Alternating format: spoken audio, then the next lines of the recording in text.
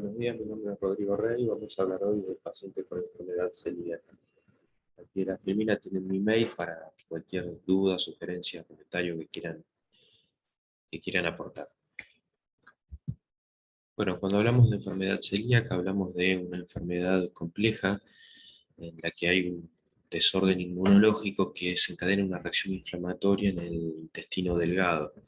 Esta reacción inflamatoria es mediada principalmente por linfocitos T que generan anticuerpos dirigidos hacia proteínas propias, como también en contra de la gliadina. El gluten es el gluten que está presente en el trigo, la avena, la cebada y el centeno. Es la sustancia que contiene la gliadina, proteína implicada en estos procesos inmunológicos.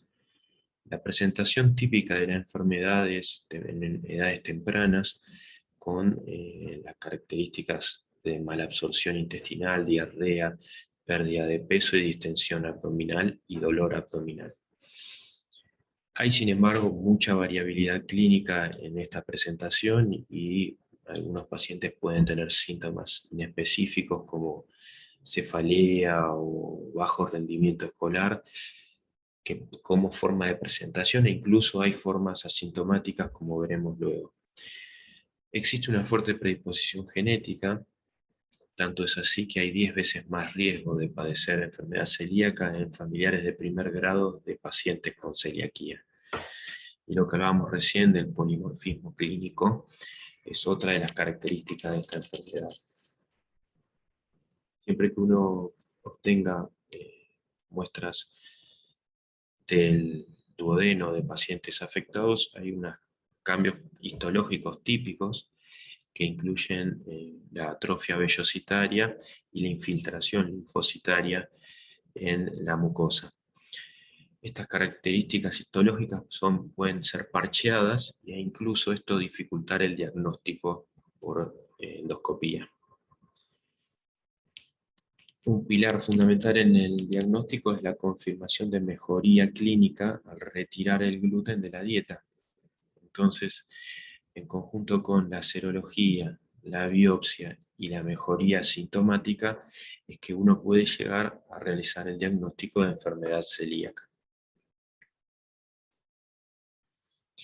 Los factores predisponentes, bueno, la ascendencia europea, la presencia de familiares con la enfermedad y la expresión necesaria pero no suficiente de los haplotipos del HLA DQ2 y DQ8.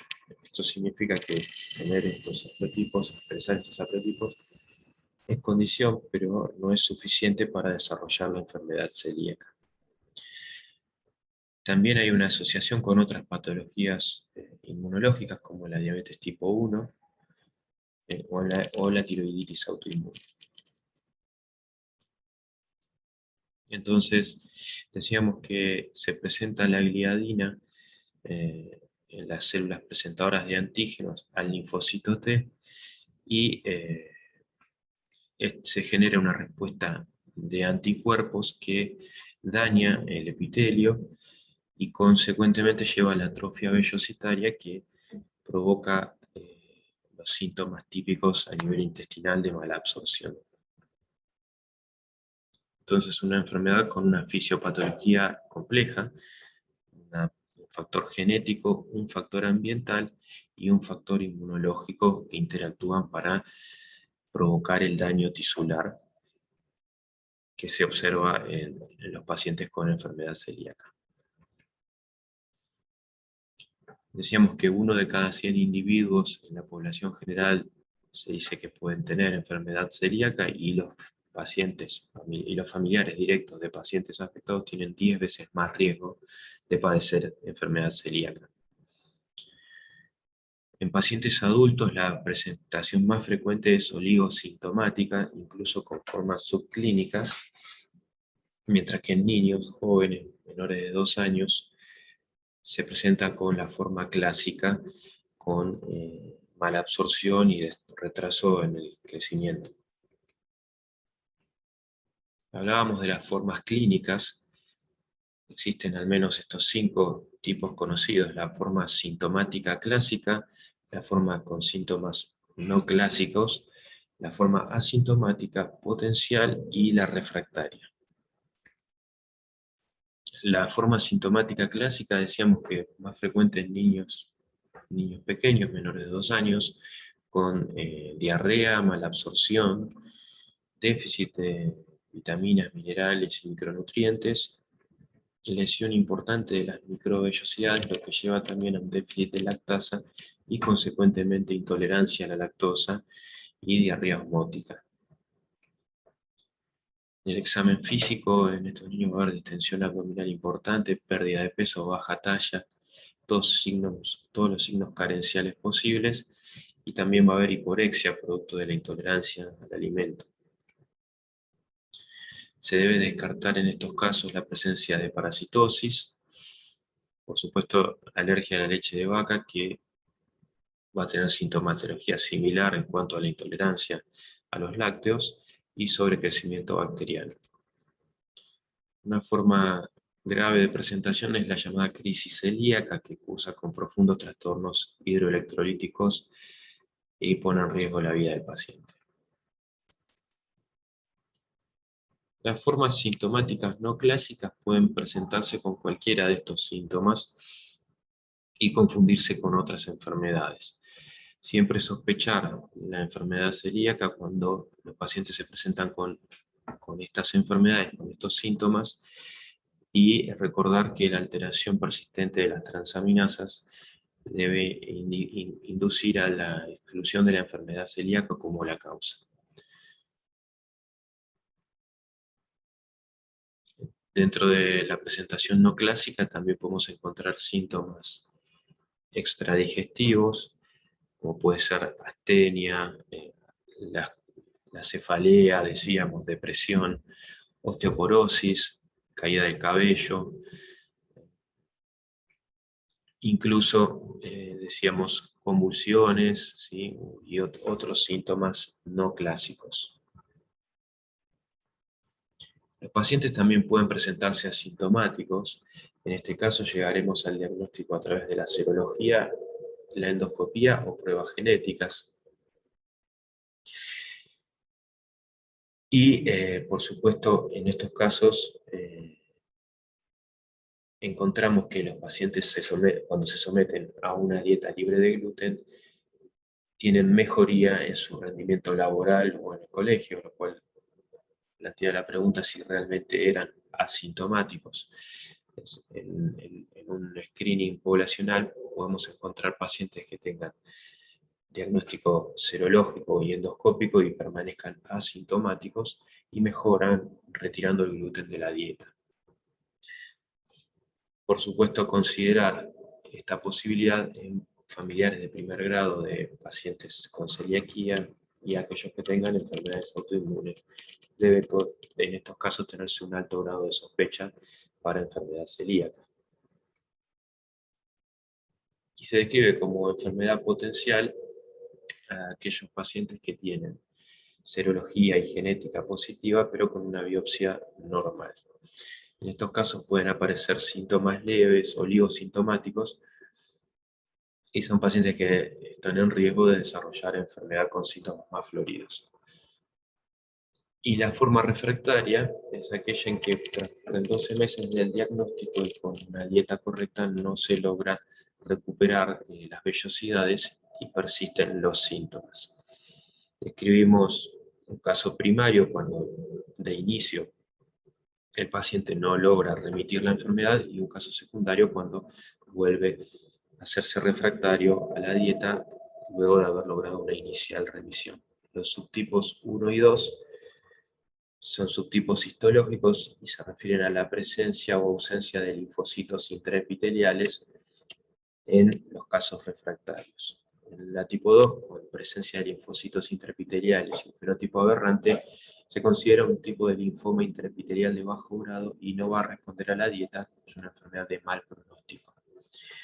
En estos casos siempre conviene confirmar el diagnóstico de enfermedad celíaca con la prueba genética, chequear que se esté cumpliendo la dieta con un nutricionista experto, y aún así con la dieta instalada y persistencia de la atrofia, descartar otras inmunodeficiencias, enteropatías, otras causas de atrofia vellositaria persistente.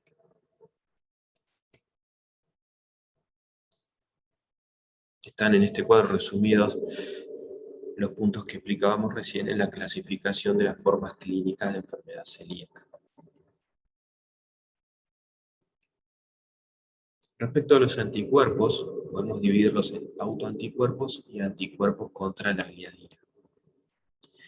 Dentro de los autoanticuerpos encontramos los anticuerpos antitransglutaminasa de tipo IgA. Tienen alta sensibilidad y especificidad y son el primer anticuerpo a solicitar para el diagnóstico de enfermedad celíaca. Generalmente debemos acompañar con un dosaje de inmunoglobulina A para descartar hipogamaglobulinemia. En estos casos podríamos obtener un dosaje falso negativo de antitransglutaminasa, por lo cual siempre debemos acompañar del dosaje de IgA. En caso de no disponer de dosaje de IgA, debemos asociarlo con otro anticuerpo en forma combinada, por ejemplo, con el dosaje de anticuerpos antipéptidos de la gliadina desaminados, anti-DGP. Esa es otra combinación posible para el diagnóstico inicial. También tenemos el anticuerpo antiendomicio, que se puede solicitar como complemento al antitransglutaminasa tisular, y los anticuerpos anti-gliadina tradicionales están en desuso porque se han visto superados por sensibilidad y por economía por las otras pruebas que mencionábamos recién. Entonces, decíamos, respecto de los anticuerpos antitransglutaminasa tisular de tipo IgA se recomienda como la primera prueba porque son baratos y son sensibles y específicos para celiaquía. Asociarlos con dosaje de IgA total o con anti-DPG. Decíamos también que anti-DPG es útil en caso de deficiencia de IgA como segundo test y pacientes sintomáticos que tienen una antitransglutaminasa IgA negativo, podríamos valernos de anti-DPG para llegar al diagnóstico serológico. Es decir, que sería una alternativa a antitransglutaminasa como un complemento a estos. Decíamos que también que los antigliadinas se han dejado de utilizar y se define déficit de IgA como un valor menor a 7 miligramos por decilitro.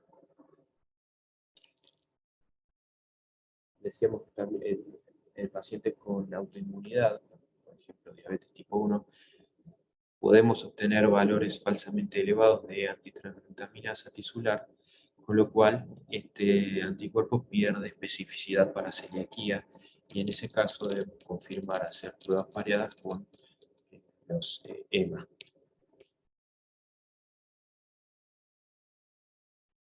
La otra forma de llegar al diagnóstico es con la biopsia del duodeno.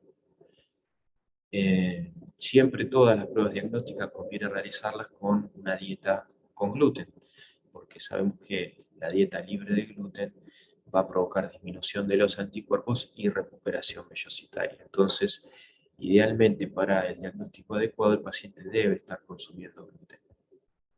Decíamos que las biopsias que se toman por endoscopia digestiva alta deben ser escalonadas, porque la afectación tisular puede ser parcheada. Entonces, decimos que debemos obtener mínimo de 4 biopsias de la segunda porción del duodeno y mínimo de 2 biopsias del bulbo duodenal. Encontraríamos hallazgos típicos como la infiltración linfocitaria intraepitelial con hiperplasia de las criptas y puede ocurrir también el grado más severo de afectación, que es la atrofia vellositaria. Esta clasificación histológica de Marsh y Overhuber es la que se utiliza comúnmente y los tipos 3 de la clasificación, que incluyen la atrofia vellositaria, son característicos de celiaquía. Hay el aspecto macroscópico típico, un cambio típico de la atrofia vellositaria, que es el aspecto festoneado de los pliegues duodenales. Otras alteración, otras enfermedades pueden provocar esta alteración, esta atrofia vellositaria, aparte de la enfermedad celíaca, y característicamente la enfermedad inflamatoria intestinal, la enfermedad de Crohn, la gastroenteritis eosinofílica, el linfoma, etcétera, y todas las que están ahí en el cuadro pueden provocar también esta atrofia vellositaria, característica también de la enfermedad celíaca.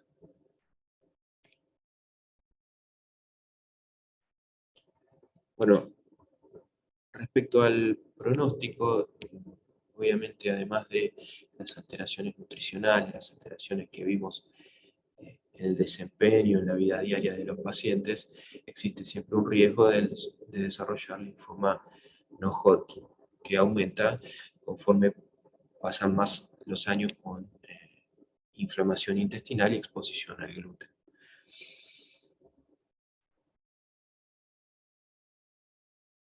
Existen patologías que se asocian, decíamos, inmunológicamente relacionadas con la enfermedad celíaca. Una de ellas muy común es la dermatitis herpetiforme. Pacientes que tienen dermatitis herpetiforme deben ser investigados por enfermedad celíaca.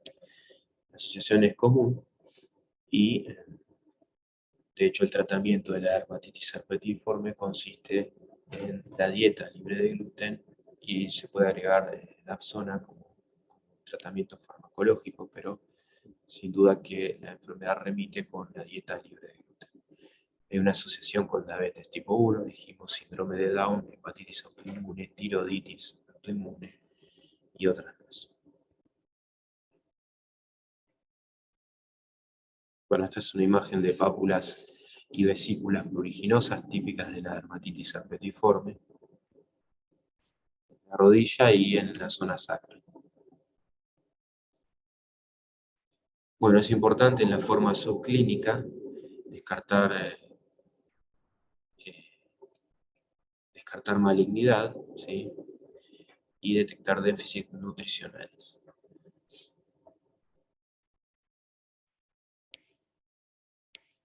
¿Cómo se llega al diagnóstico?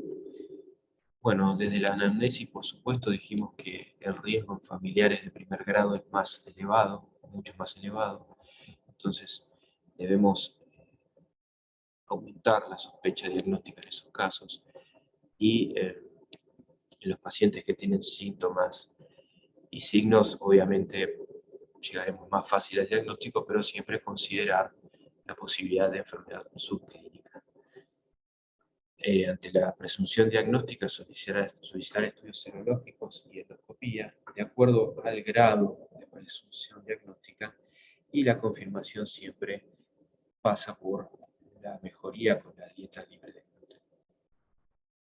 Este algoritmo representa un poco esto, digamos. La pregunta inicial es ¿a quién debemos testear? Y ante esta pregunta la respuesta es, bueno, sobre todo a los pacientes que tienen síntomas típicos, ¿no es cierto? Diarrea, constipación, mala absorción, pérdida de peso, dolor abdominal y distensión, síntomas típicos gastrointestinales. También podemos testear a pacientes que tienen síntomas extraintestinales, dijimos, anemia ferropénica, déficit de folato, B12, alteración de la GOT y la GPT, es decir, alteración de las transaminasas persistentes, los pacientes con dermatitis herpetiforme, los pacientes que tienen astenia, cefalea, abortos a repetición, los pacientes que tienen bajo peso o déficit de desarrollo conductatural, sin otras causas que lo justifiquen, todo esto por supuesto. Esterilidad, presencia de osteoporosis, estomatitis persistente, neuropatías, etcétera, etcétera. Entonces, debemos preguntarnos cómo testear al paciente. Por supuesto, dijimos que es mejor hacerlo durante la ingesta de una dieta rica en gluten, que implica comer, bueno, harinas, básicamente pan, 2 o 3 porciones de pan al día, de forma fija, digamos, regular. Y en ese caso, dividiremos nuestra sospecha clínica en aquellos pacientes que tienen bajo o alto riesgo con enfermedad celíaca. Los pacientes que tienen bajo riesgo, es decir, no tienen síntomas malabsortivos ni esteatorrea y no tienen antecedentes familiares ni inmunológicos de peso, pueden definirse simplemente con la serología y el control clínico.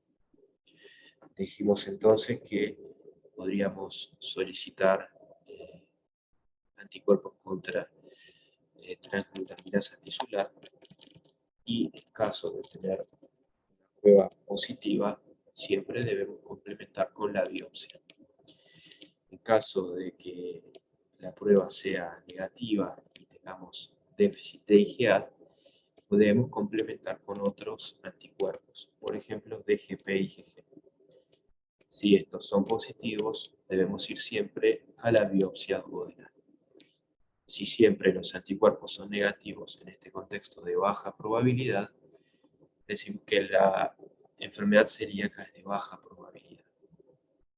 Por otro lado, si el paciente tiene alto riesgo, siempre debemos ir directamente a la biopsia tisular y el dosaje de anticuerpos. En este caso, si los dos son negativos y el paciente mejora, obviamente se aleja la posibilidad de la enfermedad celíaca.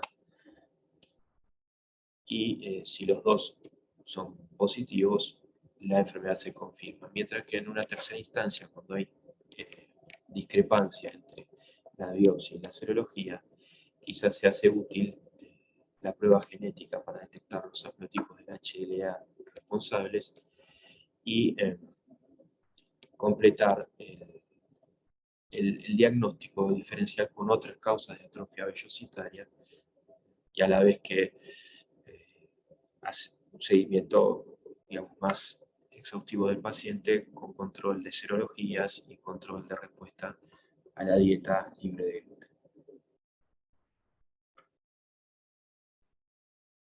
Por supuesto que hay otras enfermedades como el síndrome de colon irritable, la intolerancia a la lactosa, la pancreatitis crónica y la enfermedad inflamatoria intestinal, que tienen síntomas gastrointestinales muy similares y pueden confundir con enfermedad celíaca sin tener las características, alteraciones histológicas y de anticuerpos que tiene propiamente la enfermedad celíaca. El tratamiento se basa en la ingesta de una dieta libre de gluten, alimentos libres de gluten. Para esto es necesario que sea un tratamiento estricto y de por vida. Dijimos antes que el trigo, la avena, la cebada y el centeno contienen gluten y por eso son riesgosos. Si bien la avena, la gran mayoría de los pacientes con celíaca es bien tolerada, existe una pequeña proporción de pacientes que tienen recaídas al ingerir avena. Por lo tanto, se recomienda no consumir avena. En Argentina, el ANMAT tiene indicado una lista de alimentos que son libres de gluten y es importante consultarla para el consumo de alimentos elaborados. En general, acá les dejo el link para que lo puedan chequear. Decía, por lo general hay alimentos que son per se libres de gluten, como los lácteos, el queso, huevos, las carnes, verduras, frutas. Y después, a medida que vamos complejizando la elaboración de los alimentos, por supuesto hay que ver, se recomienda chequear en el listado que les mencionaba recién, la condición de libre de gluten para esos alimentos. En el seguimiento, el punto cardinal es lograr la ausencia de síntomas y se recomiendan controles desde el diagnóstico periódicos al mes, 3 y 6 meses y luego anuales, buscando mantener al paciente libre de síntomas. Es esperable en ese primer mes la mejoría con una dieta libre de gluten y en caso de fracaso se debe reevaluar al paciente. La serología también muestra una progresión, una disminución del título de anticuerpos conforme se mantenga la dieta libre de gluten y es el anticuerpo antitransglutaminasa IgA el elegido para el seguimiento de pacientes. Concepto importante es que la serología no logra identificar pequeñas transgresiones alimentarias que sí tienen repercusión tisular y en el pronóstico del paciente. Por lo tanto, es importante reforzar siempre las medidas dietéticas, higiénico-dietéticas. Sí es útil, por supuesto, el dosaje de anticuerpos cuando uno encuentra un título muy alto, un paciente que transgrede permanentemente la dieta para entender la causa de la desmejoría. Entonces dijimos que la mejoría de los anticuerpos va en paralelo con la consecución de la dieta libre de gluten, lográndose que los anticuerpos se normalicen en 12 a 24 meses luego de iniciada la dieta libre de gluten.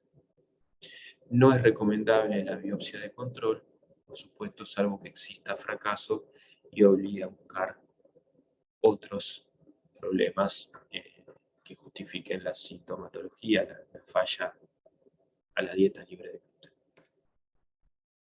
Aquí les dejo una bibliografía del año 2017, la guía de la Sociedad Argentina de Gastroenterología, que está disponible gratis online.